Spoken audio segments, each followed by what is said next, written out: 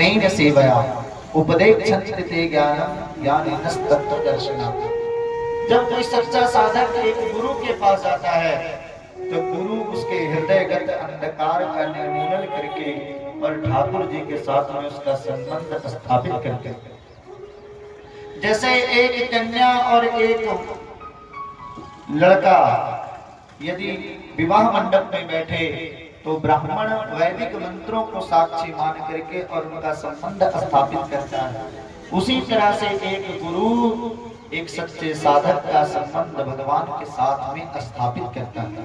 यदि ये किसी के पास योग्यता है, अगर ठाकुर जी ने इतना किसी को योग्य बनाया तो गुरु है। इसलिए श्रीपाद गोस्वामी जी कहते हैं कि गुरु बिनु भवै निधि तरई न कोई, अर जो बिरंचे कर समय हो।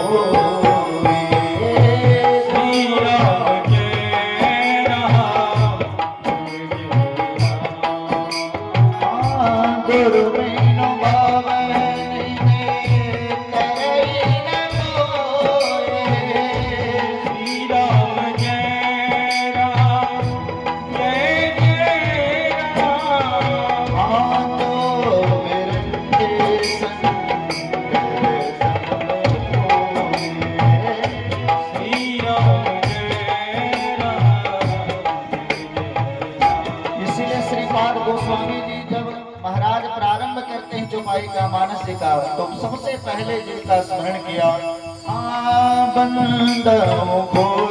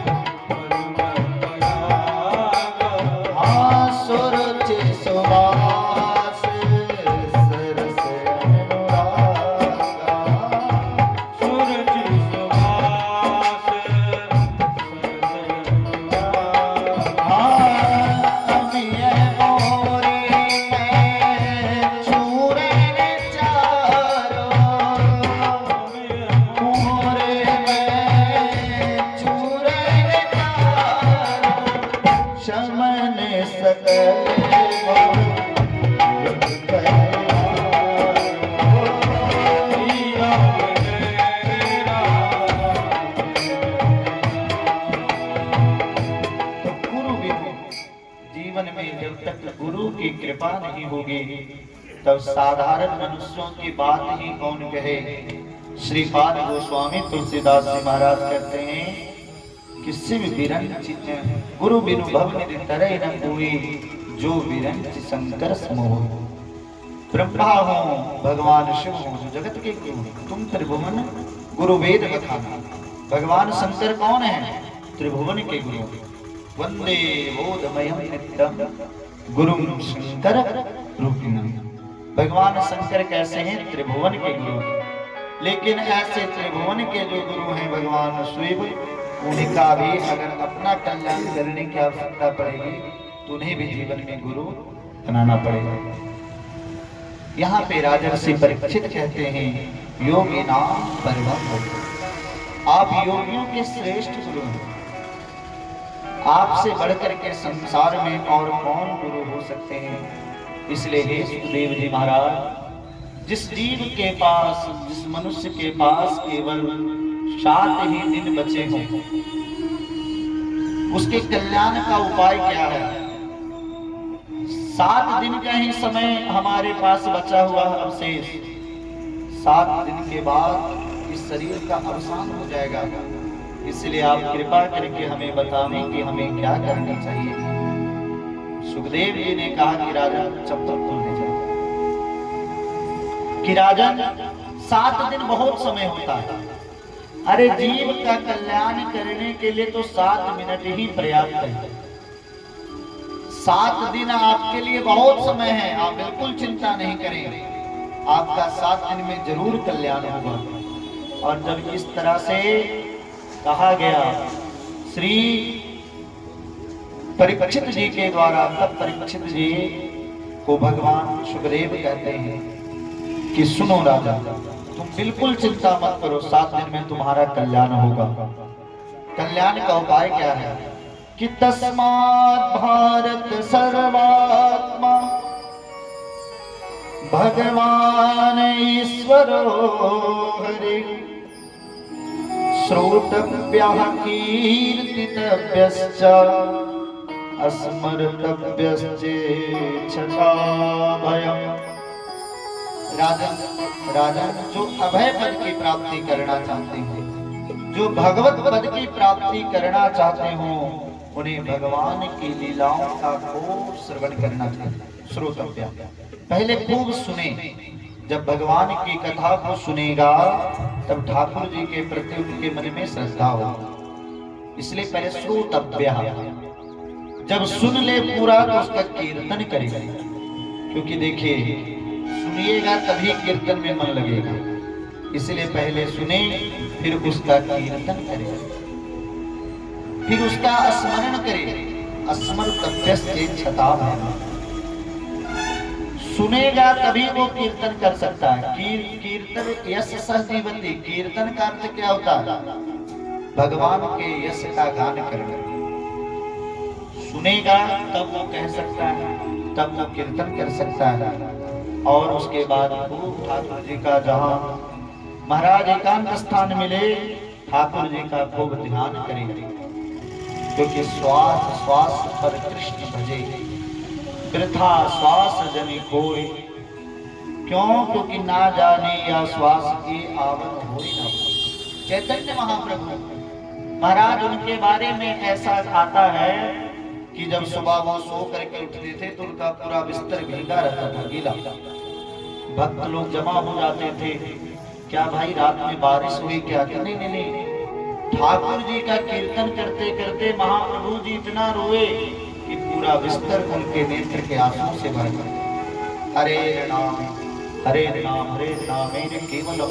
चैतन्यामृत में चैतन्य महाप्रभु लिखते हैं कि जिनके जीवन का सर्वस्व केवल भगवान का गान ही, भगवान के नामों का गान करना उनके जीवन का सबसे बड़ा धर्म है।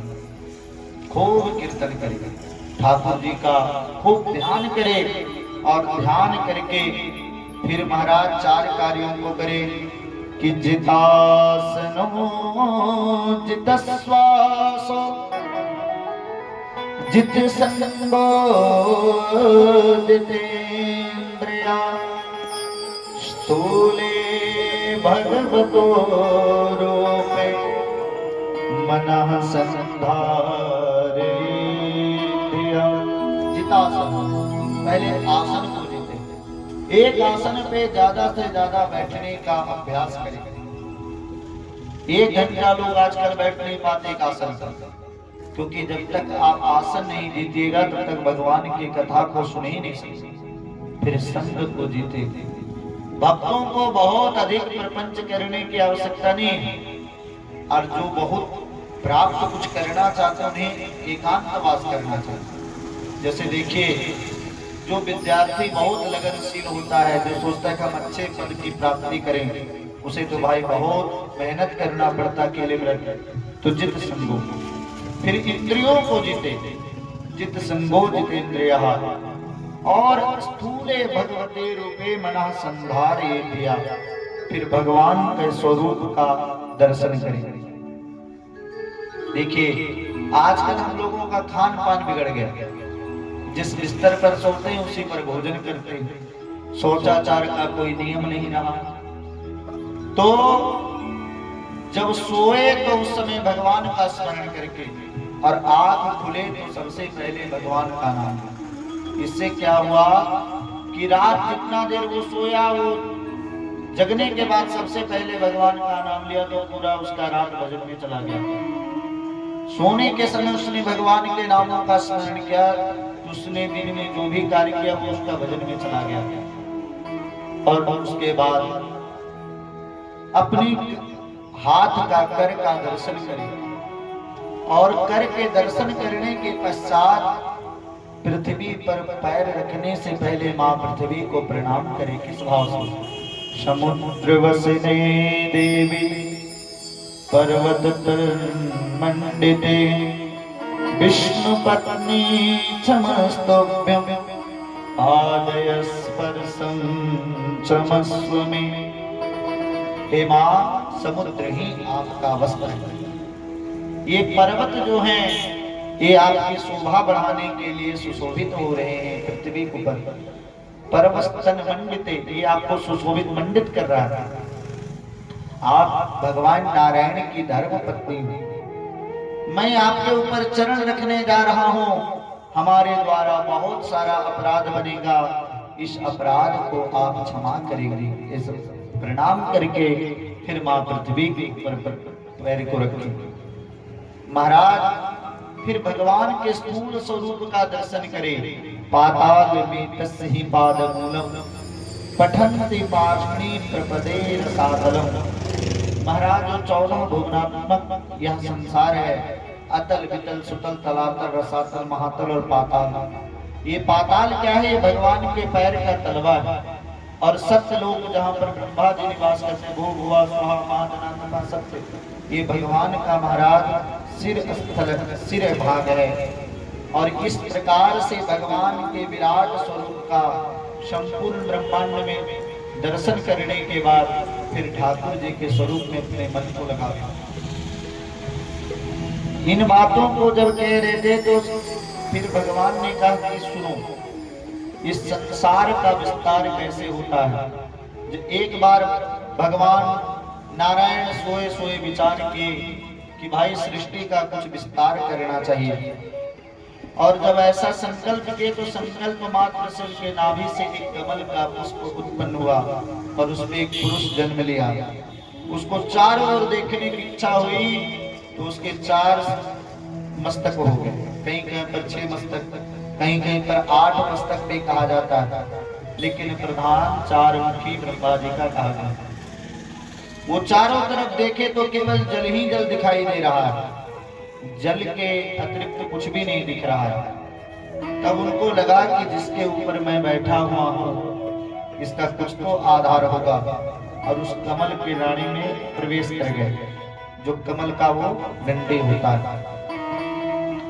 कई बरसों तक उसमें वो भ्रमण करते रहे, लेकिन उसका अंत उन्होंने नहीं पाया।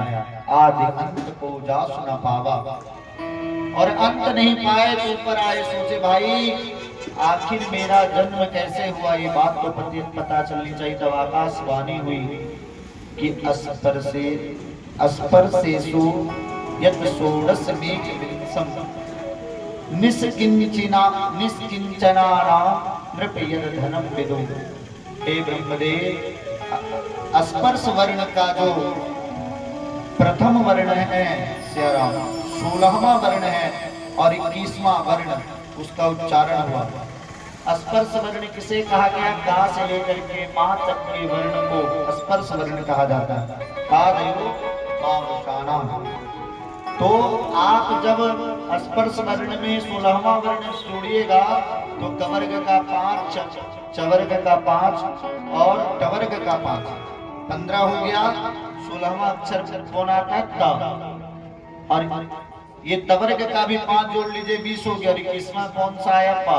तप तप कर, क्योंकि तप बल विप्र सदा प्रिया। ये तप बल, तप के ही प्रभाव से ब्रह्मा इस सृष्टि का विस्तार करते हैं। तब तक जग सृजय विधाता, तब तल विष्णु भये परित्राता। आप तप करिए। उन्होंने तप किया। फिर भगवान चतुश्लोकी भागवत का उन्हें उपदेश देते हैं। अहमेवासमीवाग्रे नान्यत् यत् सत् सद सत्परं पश्चादहं यदेतच्च यो वसिष्येत सोऽस्म्यहम्। भगवान कहते हैं कि ब्रह्मा जी कि सृष्टि के प्रारंभ में केवल मैं ही था और मैं ही मैं था। हमसे पूर्व कुछ भी नहीं था, ना सूक्ष्म था ना स्थूल था, ना ज्ञान था ना अज्ञान था। जहां तक सृष्टि नहीं थी वहां तक मैं ही मैं था। और इस सृष्टि के रूप में जो कुछ प्रतीत हो रहा है वह भी मैं ही हूँ।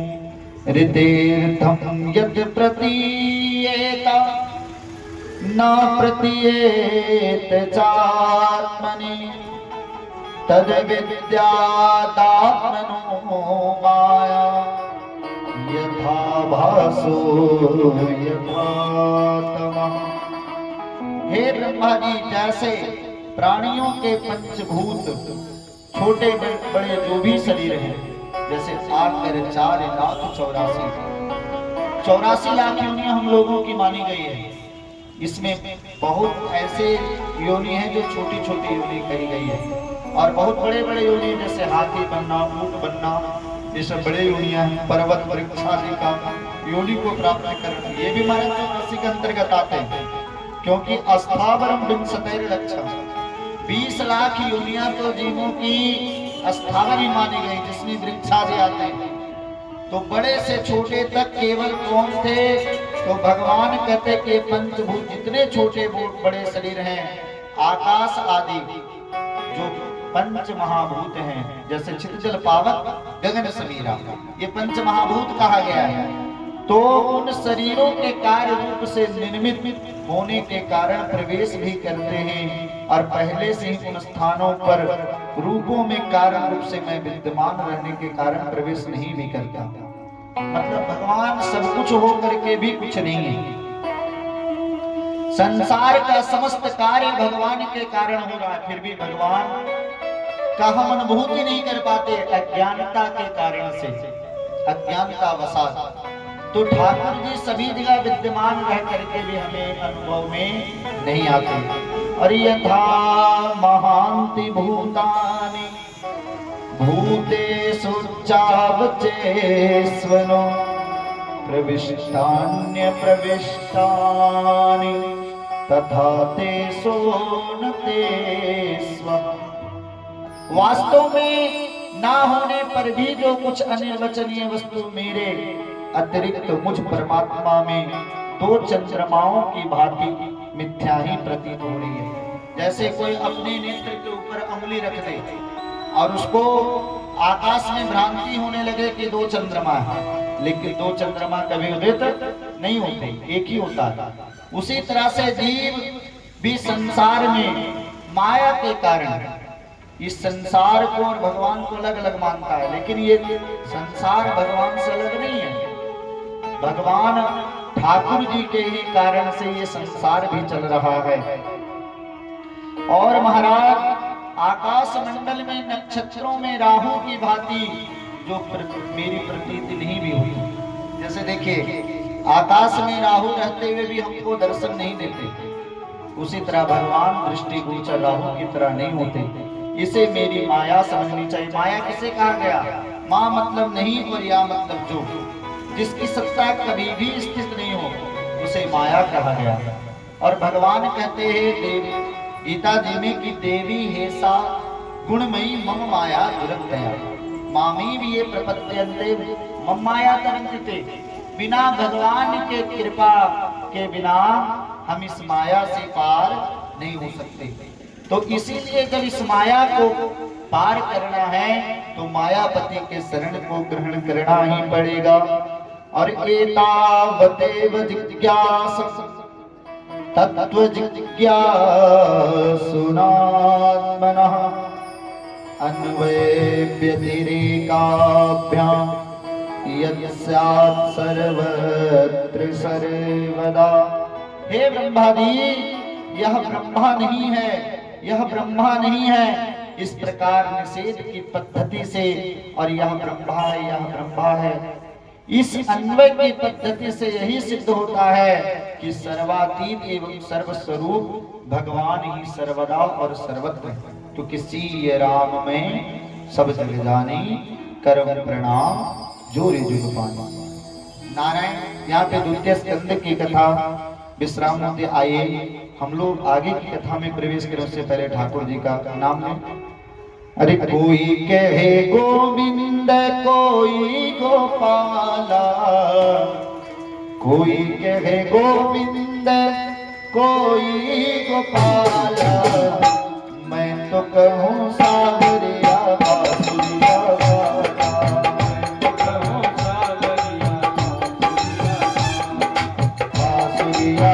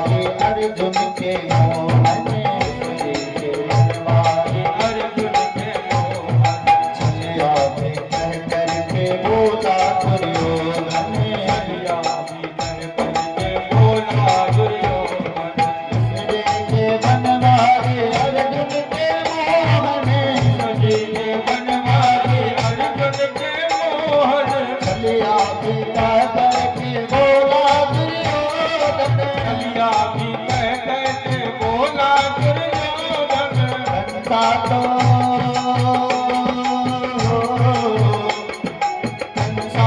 कहता था दिल करके लाला, कंसा तो कहता हे गोपाल मैं तो कहूँ सावरिया बाबुया बाबा, मैं तो कहूँ सावरिया बाबुया बाबा। कोई कहे गोविंद कोई गोपाला, कोई कहे गोविंद कोई गोपाला, मैं तो कहूँ सावरिया बाबुया बाबा। मैं तो कहूँ सावरिया बाबुया बाबा। हरि बोल।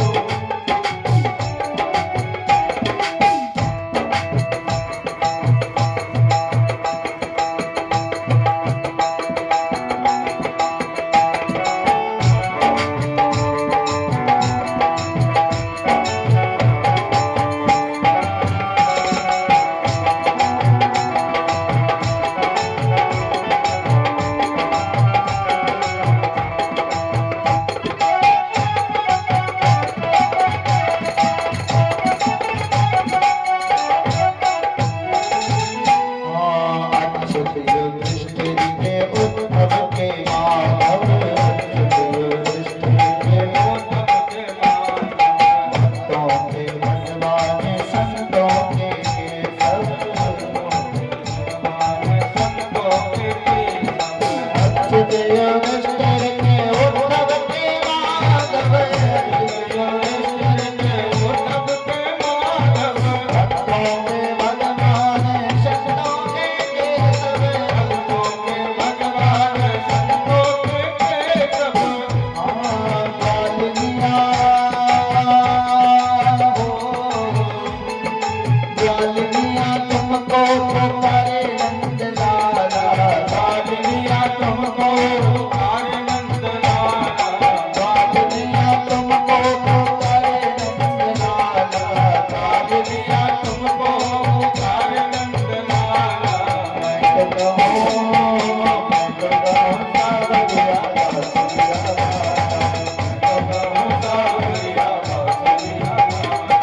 कोई कहे गोविंद कोई गोपाला, कोई कहे गोविंद कोई गोपाला, कोई कहे गोविंद कोई गोपाला, कोई कहे गोविंद कोई गोपाला।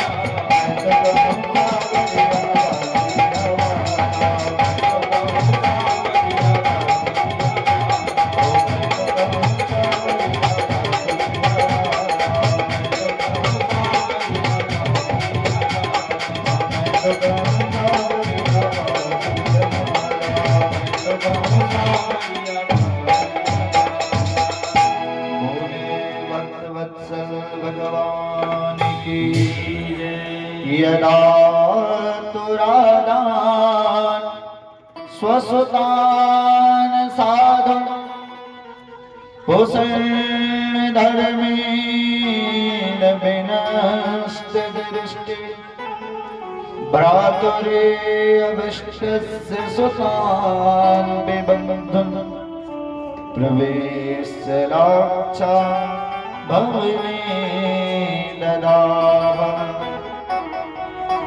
नारायण, ये उन दिनों की बात है, स्वसुतान साधु राजा धृतराष्ट्र विनष्ट दृष्टि, जिसकी बाहर का तो आंख है ही नहीं, लेकिन उसका अंदर का भी जो आंख है, ज्ञान और वैराग्य का, वो भी आंख मानो समाप्त हो चुका है।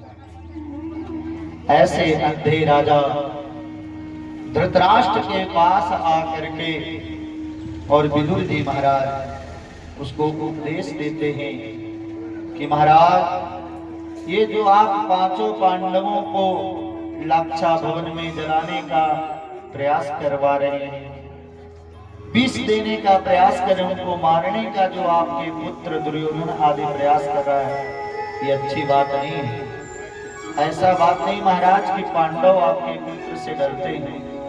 वो आपके भाइयों का सम्मान करते हैं, और आपके भाइयों के सम्मान करने के कारण वो कुछ कर नहीं रहे दुर्योधन आदि को, लेकिन त्यजेदेकं कुलस्यार्थे ग्रामस्यार्थे कुलं त्यजेत्, ग्रामं जनपदस्यार्थे आत्मार्थे पृथ्वीं त्यजेत्। महाराज, यदि एक गांव को त्यागने से अगर पूरा जिला बच जाए तो पूरे जनपद को बचा लेना चाहिए, एक गांव को छोड़ देना चाहिए। एक कुल को त्यागने से अगर पूरे गांव की रक्षा हो जाए तो एक कुल को त्याग दे, लेकिन पूरे गांव को कम से कम बचा ले। महाराज, एक जनपद को त्यागने से यदि पूरे राज्य की रक्षा हो सकती है तो एक जनपद को त्याग देना चाहिए, लेकिन अपने आत्म कल्याण के लिए अगर संपूर्ण ब्रह्मांड को त्यागना पड़े तब भी व्यक्ति को संकोच मन में नहीं करनी चाहिए। आत्मार्थे पृथ्वीं त्यजेत्, आत्म कल्याण के लिए संपूर्ण भूमंडल को त्यागना पड़े तो त्याग देनी चाहिए। ये जो आपके कुल में दुर्योधन हुआ है ये बहुत अच्छा नहीं है, और आप शकुनी के बात पर हमेशा रहते हैं। महाराज, कुरुवंश का भविष्य हमें बहुत अंधकार में दिख रहा है, इसलिए आप इस कुल को चाहेंगे तो अंधकार से बचा सकते हैं, अभी कुछ बिगड़ा नहीं है। महाराज दुर्योधन, आपके ये पूरे कुरुवंश में हस्तिनापुर में एक कैंसर के रोग के समान है। आप दुर्योधन का मोह त्यागिए और शिक्षा दीजिए। जब महाराज इस प्रकार की वार्ता को कही गई तब दुर्योधन इस बात को सुनकर के विदुर जी को भला बुरा कहने लगा, दासी का पुत्र, हमारे कृपा से तुमने मंत्री का पद पाया, अब तुमको इतना साहस हो गया कि तुम हमारे खिलाफ ही हमारे पिताजी को भड़काओ। पूरे बात को धृतराष्ट्र सुन करके भी दुर्योधन को डांटे नहीं। धृतराष्ट्र, जब दुर्योधन को नहीं डांटा गया धृतराष्ट्र जी के द्वारा, तब समझ गए विदुर जी कि अब हमारा हस्तिनापुर में कोई कार्य नहीं रह गया। अरे जहां सम्मान ही नहीं वहां पे रहने से क्या मतलब। और ऐसा कह करके विदुर जी महाराज अपने धनुष बाण को वहीं पर द्वार पर रखते हैं और कहते, दुर्योधन ठीक किया तुमने, कम से कम हमारी जो स्थिति थी, हमारा जो औकात था तुम बता तो दिए भैया। अब हम समझ गए कि हमारा यहाँ पर कोई कार्य नहीं रह गया, इसलिए मैं यहाँ से जा रहा हूँ। अब तुम ऐसा मत सोचना कि मैं तुमको छोड़ करके जाऊंगा तो पांडवों के पक्ष में जाकर के मिल जाऊंगा और पांडव के पक्ष से लड़ूंगा, ऐसा नहीं है। क्योंकि पांडव तो वैसे भी जीत जाएंगे, क्योंकि यत्र योगेश्वरः कृष्णो यत्र पार्थो धनुर्धरः तत्र श्रीर्विजयोर्भूतिर्ध्रुवा नीतिर्मतिर्मम। जहां पर योगेश्वर भगवान कृष्ण हैं, जहां पर पार्थ धनुर्धर अर्जुन है, अरे भैया विजय श्री तो वहीं पर होगी। लेकिन दुर्योधन अभी भी कुछ बिगड़ा नहीं है, तुम चाहो तो अपना कल्याण कर सकते हो। देखिए, जिस समय विभीषण जी ने रावण को त्यागा, गोस्वामी जी कहते कि साधु अवज्ञा तुरंत भवानी कर कल्याण अखिल के हानि।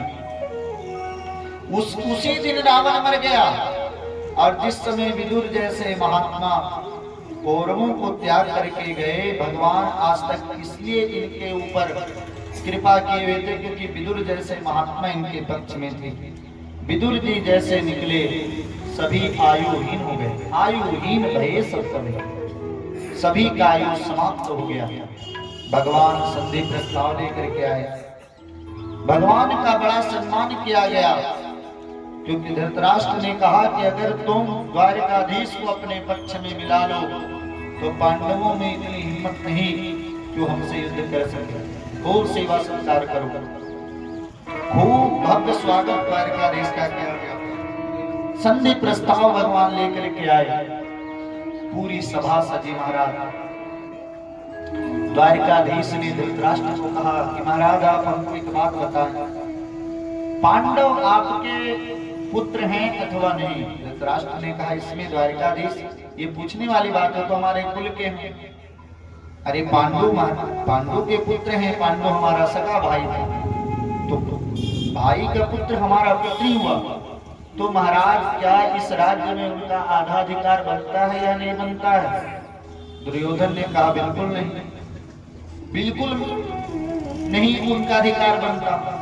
कि दुर्योधन बड़ों के बीच में तुम मत बोलो, हम आपके पिता से सवाल कर रहे हैं, लेकिन महाराज आप उनको आधा राज्य मत दीजिए, आप उनको केवल 5 गांव दे दीजिए, एक एक गांव 5 पांडवों को दे दीजिए, उसी में उनको मैं मना लूंगा।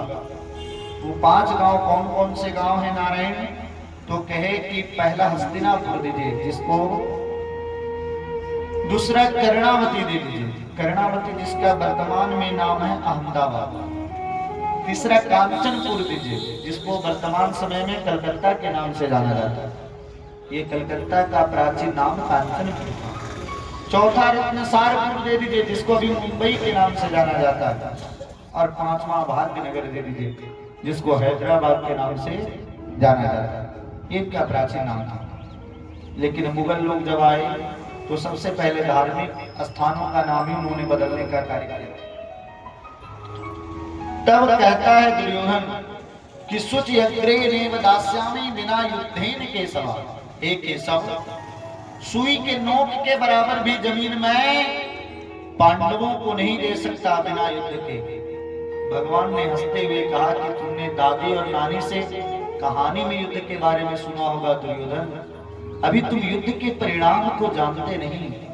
कितनी स्त्रियां विधवा हो जाती है, कितने बालक अनाथ हो जाते हैं। तुम अभी कहानी पढ़े होगे या पुस्तक में पढ़े होगे, तुम युद्ध के परिणाम को जानते नहीं। लेकिन तुम यदि युद्ध चाहते हो तो युद्ध करके ही पांडव तुमसे अपना संपत्ति को लेंगे, अगर उनमें सामर्थ्य होगा तो, और नहीं होगा तो आगे ठाकुर जी जाने। जब इस तरह से उदंडता पूर्वक व्यवहार किया तो शकुनी तुरंत हाथ दबाया दुर्योधन को कि तुम गड़बड़ कर रहे हो, इनको क्रोधित मत करो, इनको केवल मिलाओ किसी तरह से। तो दुर्योधन कहने लगा रे द्वारिकाधीश हम बच्चे हैं, शायद आवेश में आकर के कुछ बोल दिया, आप हमको क्षमा करें, आप चक्कर के अंदर भोजन करिए, हमारी माँ गांधारी ने आपके लिए 56 भोग बनाया है। द्वारिकाधीश ने कहा भैया तुम हमको क्या भूखे सोचे हो, समझे हो, मैं द्वारिका का राजा हूँ। व्यक्ति 2 ही स्थिति में भोजन करता है, एक तो जब बहुत भूख लगी, भूख के मारे वो मरा जा रहा हो, और दूसरा सामने वाले बहुत प्रेम हो। यदि भूख नहीं है तब भी व्यक्ति पा लेता है, प्रेम के वशीभूत होकर के।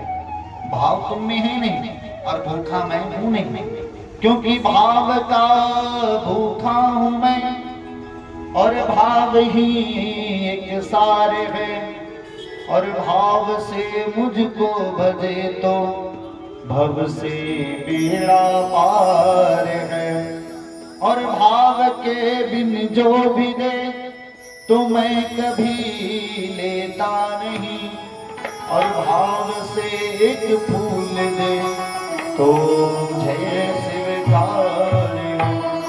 तुमने भाव नहीं है इसलिए मैं भोजन कहा तो विदुर जी के यहाँ आकर के विदुरानी चाची के हाथों से ठाकुर जी ने केले का छिलके का भोग लगाया।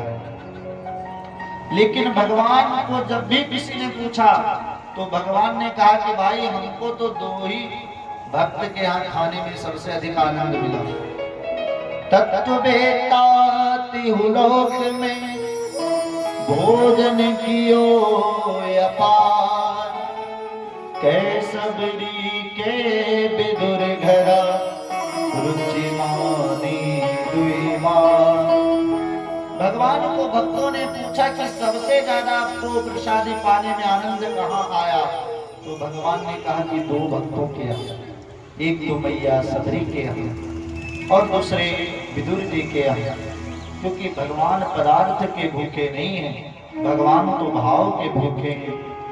तो नारायण ऐसे विदुर जी जब भगवान सुधाम गमन किए तो अपने मित्र उद्धव को विदुर जी के पास भेजे। विदुर जी ने आकर के उद्धव जी ने आकर के भगवान के बाल लीलाओं को श्रवण कराया। और आगे विदुर जी उद्धव जी कहते महाराज मैं भी जा रहा हूँ बद्रीनाथ की यात्रा पे, आपको आगे की कथा सुननी है तो मैत्रेय मुनि से जाकर के मिले। श्री मैत्रेय मुनि आपको आगे की संपूर्ण कथा को श्रवण कराएंगे। श्री विदुर जी गंगा के तट पर हरिद्वार में आते हैं। ये हरि का द्वार है जहां पर दो भक्तों का मिलन हुआ है। श्री विदुर जी महाराज को मैत्रेय मुनि मिले। ये मैत्रेय मुनि कौन है? मैत्रेय मुनि पाराशर जी से इन्होंने पुराणों का अध्ययन किया। पाराशर जी कौन है? व्यास जी के पिता। और भगवान व्यास के चरणों में बैठ करके इन्होंने संपूर्ण पुराणों को अध्ययन किया। मैत्रेय मुनि, इनकी माता जी का नाम मित्रा था।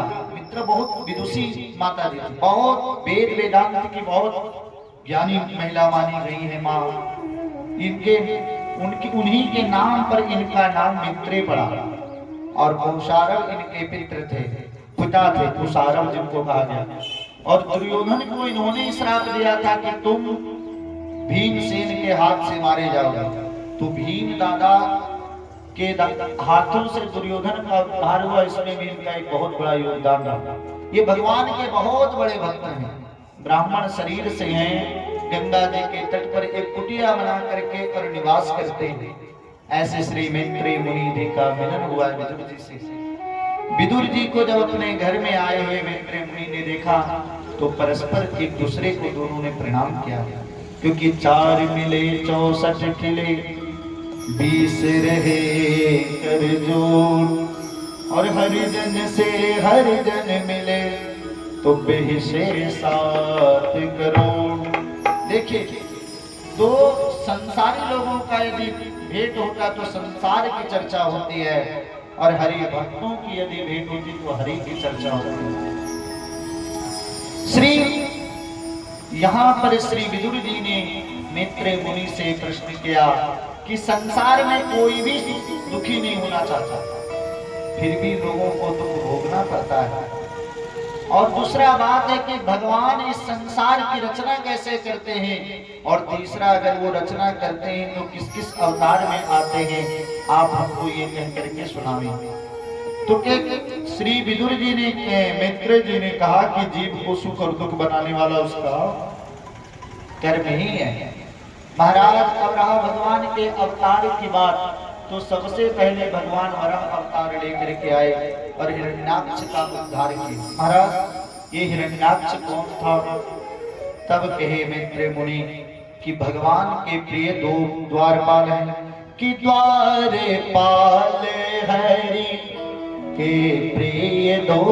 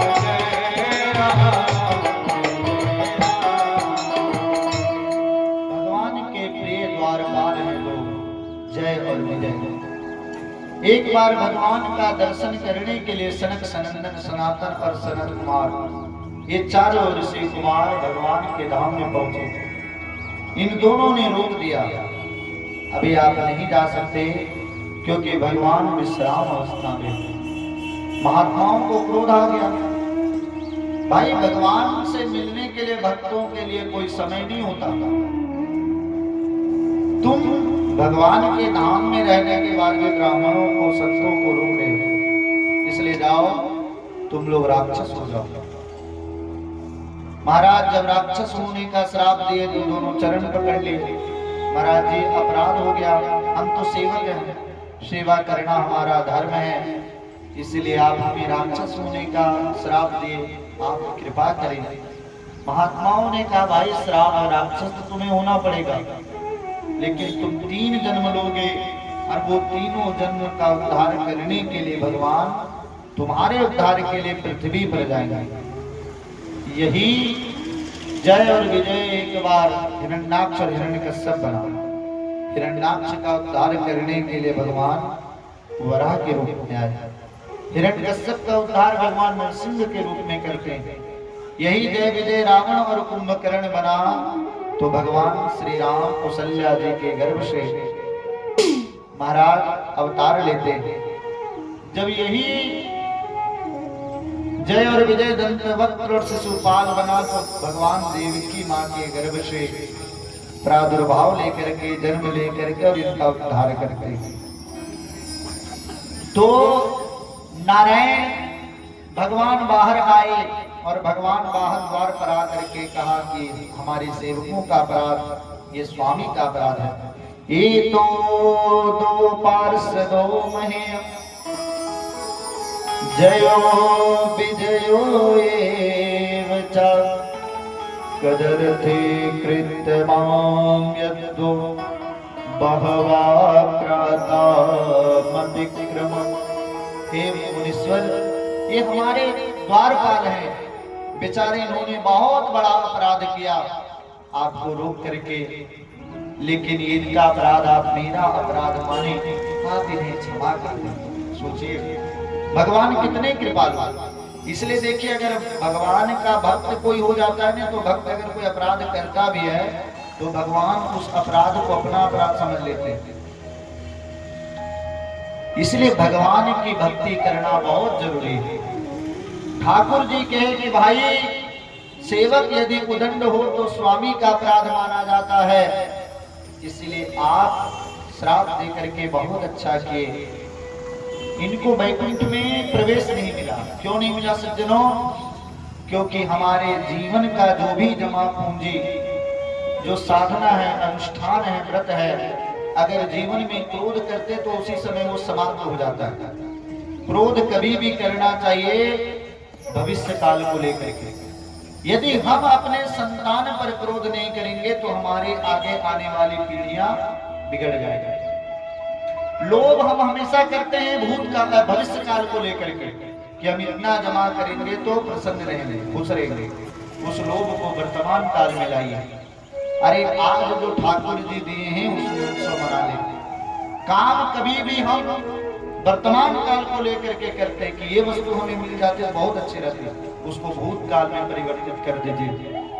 कि काम के गुलाम जो बड़े बड़े महर्षि जैसे विश्वामित्र, मेनका के आधीन उनका जीवन का सब धर्म कर्म नष्ट हो गया, तो आपका काम भी सहयोगी बन जाएगा।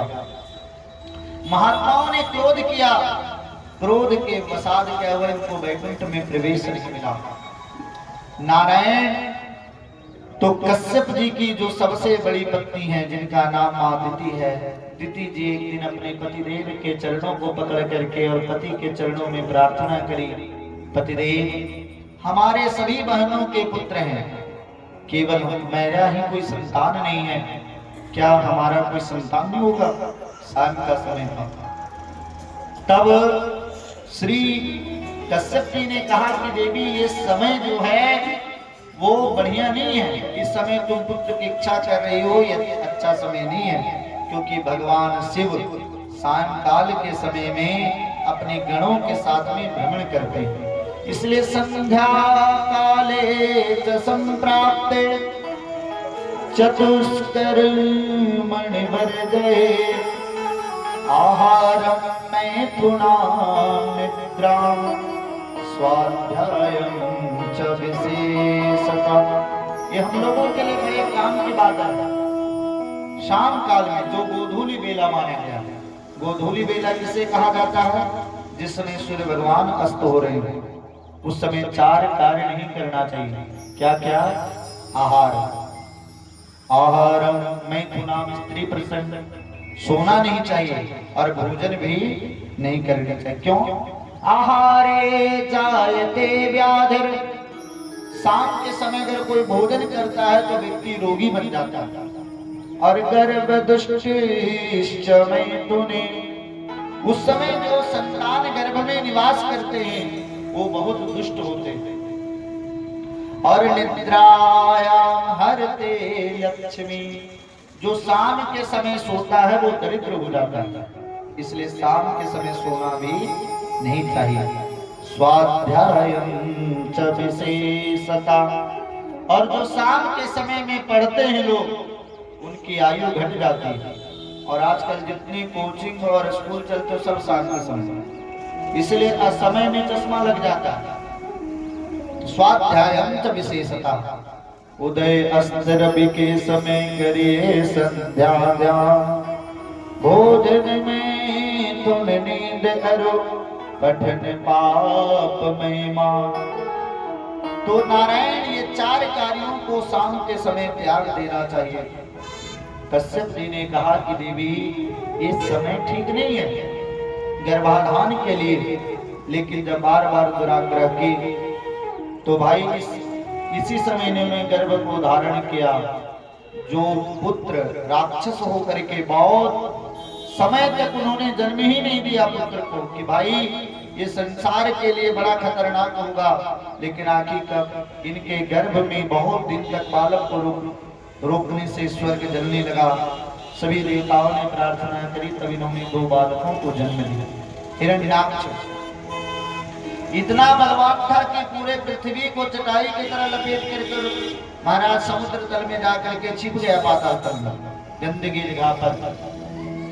सबसे लड़ना चाहता था लेकिन इससे कोई लड़ना नहीं चाहते थे। नारद जी को पकड़ लिया, ए बाबा बीड़ा बजाते रहता, लड़ने झगड़ने आता है कि नहीं आता है? नारद जी करे भैया हमको लड़ना झगड़ना नहीं आता, लेकिन लड़वाने खूब आता है, तुम कहो तो व्यवस्था कर दे। हाँ बताओ कोई, हाथ में बहुत खुजली हो रही है कि चिंता मत करो, तुमसे लड़ने वाला तुम्हारे पास खुद चल करके आएगा। अब भाई इधर भगवान ने ब्रह्मा जी को आज्ञा करी कि ब्रह्मदेव आप सृष्टि का विस्तार करिए। ब्रह्मा जी ने सोचा कि मैं सृष्टि का विस्तार तो करूं, लेकिन रखूंगा कहां संतानों को। ये चिंतन करते करते उनके नासिका रंध्र से भगवान वराह का प्रादुर्भाव हुआ। बोलिए वराह भगवान की। जब वराह भगवान निकले तो देखते देखते पर्वताकार उनका शरीर हो गया। ब्रह्मा जी तो बड़े टेंशन में, करे तो बढ़िया हुआ कि ये बाहर निकलने के बाद इतना बड़ा हुआ, कहीं ये हमारे अंदर इतना बड़ा हो जाता तो हमारी क्या स्थिति होती। सभी देवताओं ने भगवान वराह की बड़ी दिव्य स्तुति करी। ब्रह्मा जी ने स्तुति की। प्रभु वराह भगवान ने पूछा क्या आदेश है? ब्रह्मा जी ने कहा प्रभु सृष्टि का विस्तार तो करें, लेकिन लोगों को कहाँ रखें? तब पृथ्वी पाताल लोक में जाकर के और भगवान वराह जो है हिरण्याक्ष को मार करके हिरण्याक्ष का उद्धार करते हैं, और हिरण्याक्ष का उद्धार करके पृथ्वी को महाराज समुद्र तल के ऊपर ला करके व्यवस्थित करते हैं। तो सबसे प्रथम अवतार ये भगवान का सनक। तो ब्रह्मा जी ने सृष्टि को प्रारंभ किया तो सबसे पहले सनक, सनंदन, सनातन और सनत कुमार, ये 4 ऋषि कुमार हुए। ऋषि कुमारों को ब्रह्मा जी ने आदेश किया कि जाइए आप सृष्टि का विस्तार करिए। चारों कुमारों ने कहा कि इस कचड़े में हमें पड़ना ही नहीं, हम भगवान का भजन करेंगे। ब्रह्मा जी को कोप आया, बजाओ तुम लोग 5 साल से कभी बड़े नहीं होगे। इन लोगों ने कहा तो और बढ़िया बात है, 5 साल से बड़े होते तो नहाने का चक्कर, लंगोटी बदलने का रोज चक्कर, कपड़े पहनने का चक्कर। अरे 5 वर्ष के रहेंगे तो ठाकुर जी का कथा सुनना और ठाकुर जी का नाम लेना, यही तो हमारा धर्म है। तो इन्होंने भगवान के कथा मात्रेक जीवना, भगवान के कथा को ही सब कुछ माना। जब इनको कोप हुआ तो इनके रुच का भेदन करके भगवान रुद्र प्रकट हुए। बोलिए शंकर भगवान की।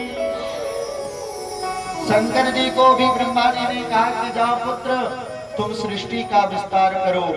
अब सृष्टि के विस्तार का जब आदेश प्राप्त किए तो लगे भूत प्रेत की सृष्टि भोले बाबा करने। इतना अब ब्रह्मा जी एक एक मटेरियल बनाते जाए और भूत प्रेत सबको उठा उठा खाते जाए।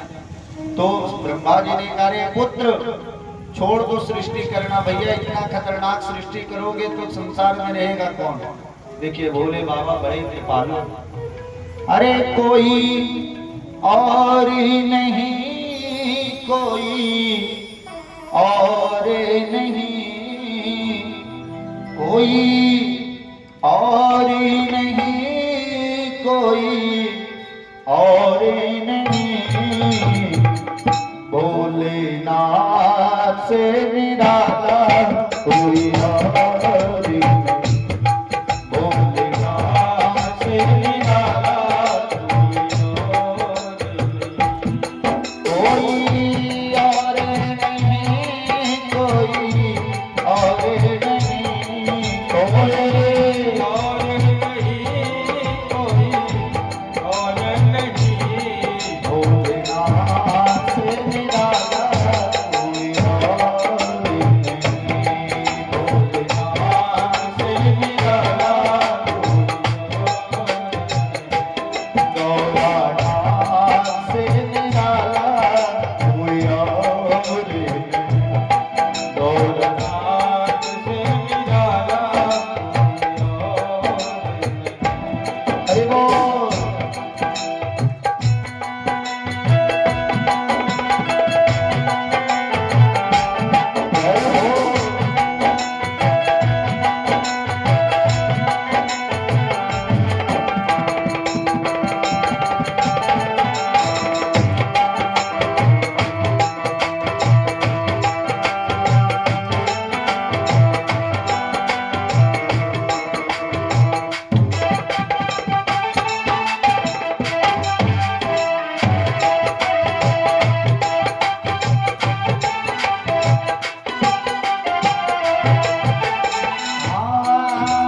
शिव का डमरू डम डम बोल, अगम निगम का भेद खोल। शिव का डमरू डम डम बोल, अगम निगम का भेद खोल। शिव का डमरू डम डम बोले, अगम निगम का भेद खोले। शिव का डमरू निगम बोले, भगवन निगम का भेद खोले। डमरू बजाने वाला